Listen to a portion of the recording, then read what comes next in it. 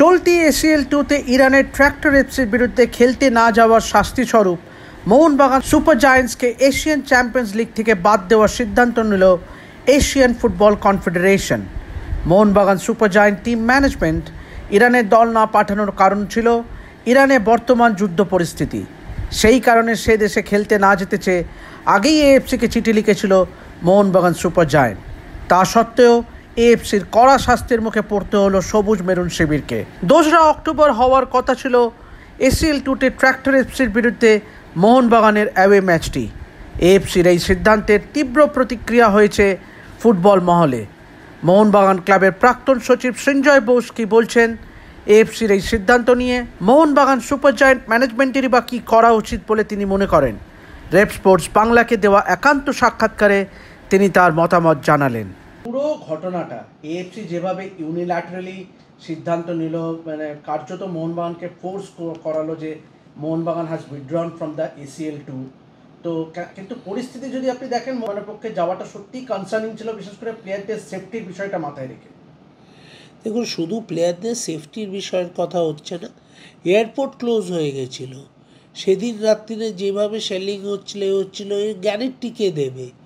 So AFC ওদের normal rules অনুযায়ী কাজ করছে, বাট একটা এমার্জেন্সি সিচুয়েশান অলওয়েজ আমার মনে হয় যে কোনো রুলেই আছে, there is a force major situation.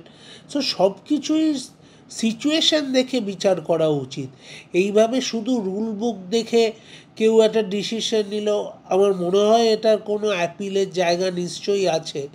আর আমি রিকোয়েস্ট করব যে অল ইন্ডিয়া ফুটবল ফেডারেশনকেও মাঠে নামা উচিত, because they should also take up the case.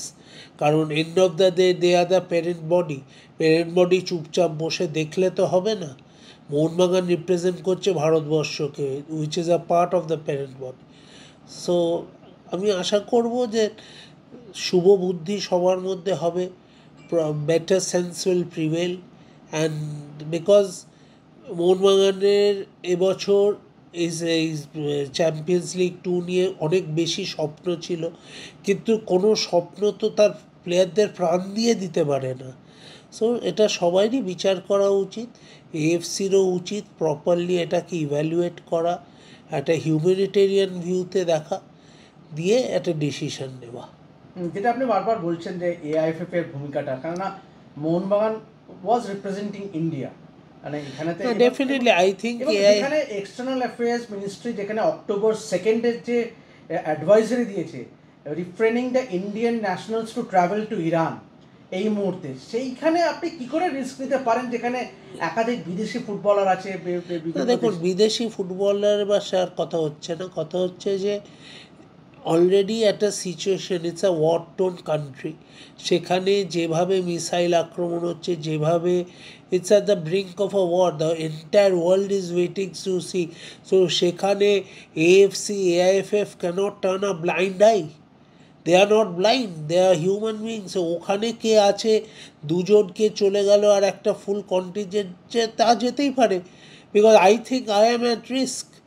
So I cannot go and play at a country যেখানে স্টেডিয়ামের 1 ফিটের মধ্যে মিসাইল এসে পড়বে। You cannot force.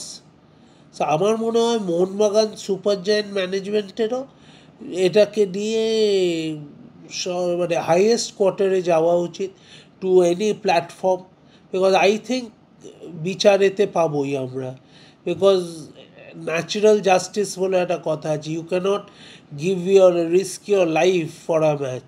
AIFF should step in, এবং এটা দরকার হলে এক্সটার্নাল অ্যাফেয়ার্স থেকেও এটা বলা উচিত, because India is representing the country. I think mister Goenka can talk to the sports minister of India and get the government also in, যে এইভাবে রিস্ক করা যায় না, এএফসির ওপরে প্রেশার করতে পারা যায়। কারণ I think AIFF president should talk to AFC president directly. কারণ আজকে আমরা দেখেছি ভারতবর্ষের সবাই, মানে ইন্ডিয়া ইজ অলসো নট একটা প্লেস যেখানে ফোন তুলে এএফসি বা ফিফার সাথে কথা বলতে পারবে না। সো আজকে যদি সেই জায়গাটা থাকে, তাহলে তার দেশের টিমকে একটা আনজাস্টভাবে যেখানে বার করা হচ্ছে সেইখানেও যদি না নামে, তাহলে আর কবে কাজ দেবে এই ক্ষমতার আর এই ক্লাউডের? So I think everybody should support this cause এবং should take up all steps যাতে মোহনবাগানকে এই বাকি ম্যাচগুলো খেলতে দেওয়া হয়।